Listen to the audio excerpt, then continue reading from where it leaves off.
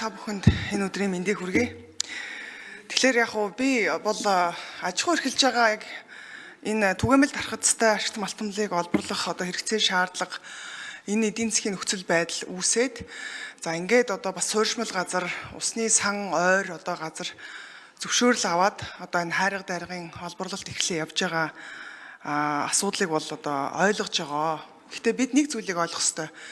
Бидний хувьд бол урт хугацаанд энэ байгалийн баялаг ялангуяа бидний хувьд бол баялаг болсон энэ усны сан бүхий газрыг урт хугацаанд ашиглаж өөрийн гэсэн өөрсдөө устай, худагтай хөрс хамгаалттай ийм орчинд амьдрах уу эсвэл хайрга дайргаа усныхаа сан газар олборлоод барилга байшингаа түлхүү олон хугацаанд олон жил явах уу гэдэг асуултын дунд бид нар оршоод байна л да. Тэгэхээр яг одоогийн нөхцөл байдалд иргэдийн ирж байгаа гомдол саналыг хүлээж аваад яг үндсэндээ бол энэ усны сан бүхий газар бол өөрөө жирийн газар биш юмаа гэдгийг бас бүгдөө хана бол ойлгох нь зүйтэй баха. Ер нь бол усны сан бүхий газар гэдэг нь өөрөө зөвхөн голын ус бол биш юм байгаа. Түүний эрэг, ёроол, хөрс, за энэ гүний ус ургамал, ан амьтан, за мөн энэ доош урсах энэ суурьшлийн бүсийг хамарсан энэ өөрөө экосистем юм а гэдгийг бас ойлгох хэрэгтэй.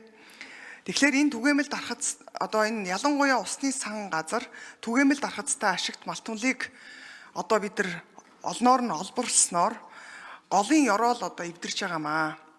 Усны урсц бас өөрчлөгдөж байна, булингартж байна.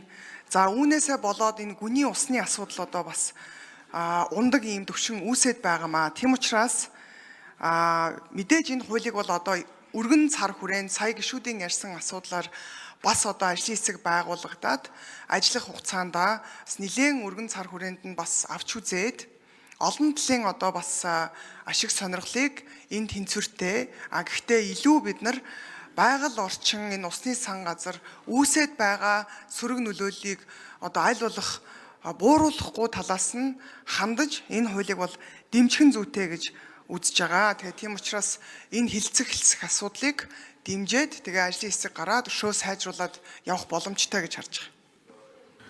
Улсын их хурлын гишүүн Сүхбаатарын Эрдэнэ болд